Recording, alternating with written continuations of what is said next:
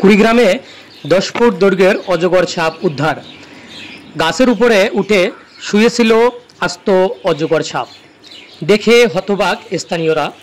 খবর ছড়িয়ে পড়লে সাপটিকে দেখতে ছুটে আসেন শত শত নারী, শিশুসহ উৎসুক জনতা। কুড়িগ্রাম সদর উপজেলার কাঁঠালবাড়ি ইউনিয়নের আগমনী বাজারের পাশে ভেঙ্গল নামে এক ব্যক্তির বাড়ির খোকসার গাছে উঠে পড়ে সাপটি। স্থানীয়রা জানায়, শুক্রবার সকাল 7টার দিকে গ্রামের কাঁচা সড়ক দিয়ে খেতে শাক তুলতে যাওয়ার সময় গাছটির গোড়ায় অজগর সাপটিকে শুয়ে থাকতে দেখে এক শিশু। পরে সে চিৎকার দিলে আশেপাশের লোকজন ছুটে আসে। এই সময় স্থানীয়দের শোরগোলে ভয় পেয়ে সাপটি খোকসার গাছে 12 থেকে 15 ফুট উপরে উঠে একটি ডালে শুয়ে থাকে সাপটি। এই সময় আতঙ্ক ছড়িয়ে পড়ে এলাকা জুড়ে।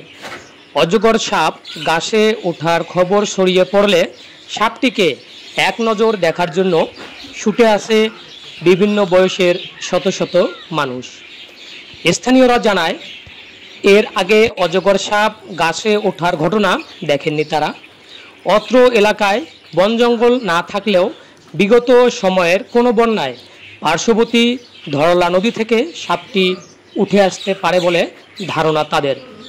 খবর পেয়ে গ্রিন ভিলেজ ফাউন্ডেশন এক স্বেচ্ছাসেবী সাপটিকে উদ্ধার করে। পরে বন বিভাগের সহযোগিতায় সাপটিকে বস্তায় বন বিভাগের অফিসে নিয়ে আসা হয়।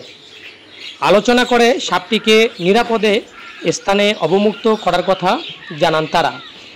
গ্রিন ভয়েস ও বন বিভাগের তথ্যমতে উদ্ধার হওয়া 10 ফুট দৈর্ঘ্যের সাপটির আনুমানিক বয়স 10 বছর হতে পারে। ধন্যবাদ সকলকে।